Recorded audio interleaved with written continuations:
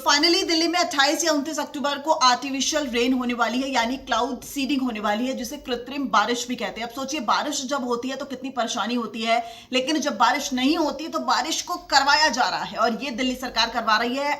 और ये कैसे होगी मैं आपको बताने वाली हूं अगले 1 मिनट में, तो बने रहेगा।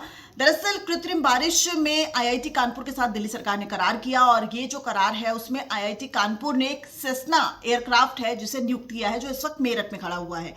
सेस्ना एयरक्राफ्ट जैसे ही बादल आएंगे, अब बादल के साथ साथ थोड़ी नमी भी चाहिए, और आपको बता दूं कि थर्सडे को एक ट्रायल भी किया गया है, क्योंकि जो भी मैकेनिकल उस वक्त जांच होती है, जो मशीनरी या फिर प्रारंभिक जांच होती है, उसके लिए किया गया। दरअसल एक एयरक्राफ्ट बुराड़ी मैदान में आया और कोशिश ये की गई कि देखा गया कि जो टेक्निकलिटीज हैं वो कैसे है, लेकिन ये होगा कैसे मैं आपको बताती हूँ। सेस्ना एयरक्राफ्ट जो है वो इस वक्त मेरठ में खड़ा हुआ है। सेस्ना एयरक्राफ्ट जैसे ही 28 या 29 अक्टूबर को मौसम विभाग ने कहा है कि हल्के बादल जो है वो दिल्ली में छाए रहेंगे। अब बस बादल का होना जरूरी है और थोड़ा सा नमी होना चाहिए मौसम में, और मौसम विभाग ने ये बता दिया है कि ये दोनों ही चीजें हो सकती हैं। अब जैसे ही थोड़े से बादल होंगे और नमी होगी तो जो सेस्ना एयरक्राफ्ट होगा वो मेरठ से चलेगा और वो दिल्ली की तरफ बढ़ेगा।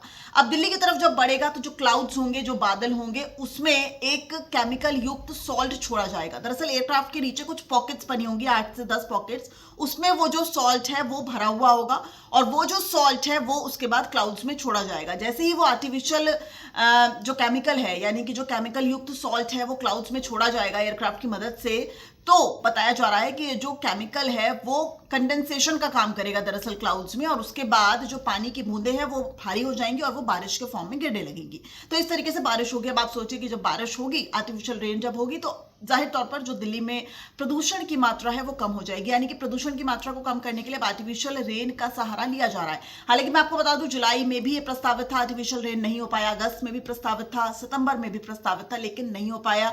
कहीं मौसम और कहीं पर जो बहुत सारी टेक्निकल चीजें हैं वो पूरी नहीं थी, लेकिन अब फाइनली दिल्ली में आर्टिफिशियल रेन जो है वो होने वाली है। और ये पूरी प्रक्रिया बहुत ही कॉम्प्लिकेटेड है, लेकिन दिल्ली सरकार ने आईआईटी कानपुर के साथ पहले करार किया और अब इसे संभव किया जा रहा है। साफ तौर पर दिल्ली के पर्यावरण मंत्री मनजिंदर सिंह सिरसा, दिल्ली की मुख्यमंत्री रेखा गुप्ता ने इस पूरी व्यवस्था को अंजाम दिया है, और अब 28 और 29 अक्टूबर वो तारीख होगी जब दिल्ली में आर्टिफिशियल रेन होगी और दिल्ली में प्रदूषण की मात्रा कम हो जाएगी, ऐसा भी दावा किया जा रहा है।